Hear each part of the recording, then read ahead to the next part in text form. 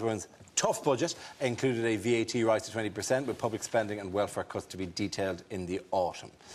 So what would be the big points of the budget? Well, and everything's gone up. We're cutting stuff. But wow, I love the level of analysis we can bring to this debate. Stuff got cut, other stuff didn't get cut, you know. Ooh, bummer. Sorry. What annoys me, the fact that Osbourne and Cameron keep saying, we're in this together, we're all in this together. You're a multi-millionaire, married to a multi-millionaire. We're not all in this together. That's like Vanessa Feltz comforting an anorexic. We're not all in it together. The bankers, they're still getting bonuses. That's like finding out Bin Laden got air miles after 9/11. We're not all in it together.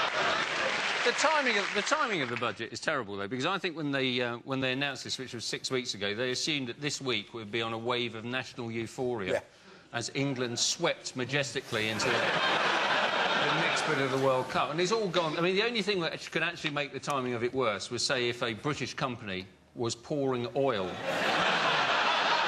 into the Gulf of Mexico.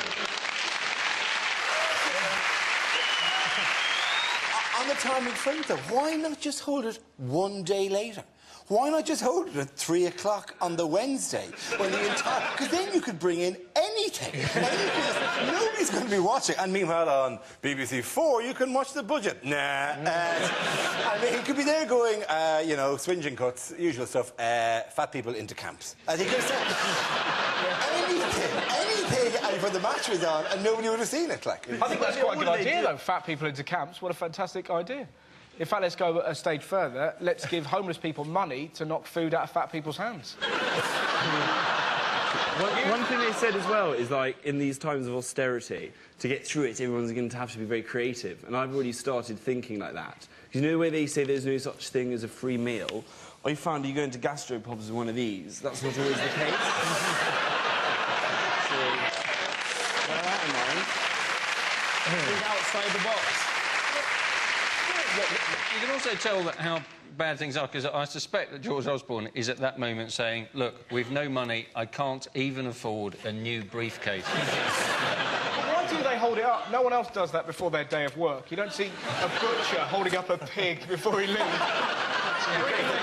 If they get on board with that, that'd be fantastic. Well, just change the pig like that.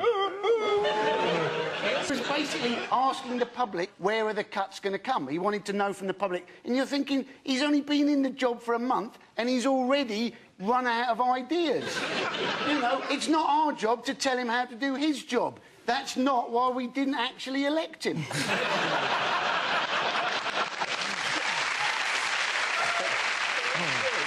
So what measures were taken even before the budget? What were they cutting? They cut the science advisor, because who needs that when you've got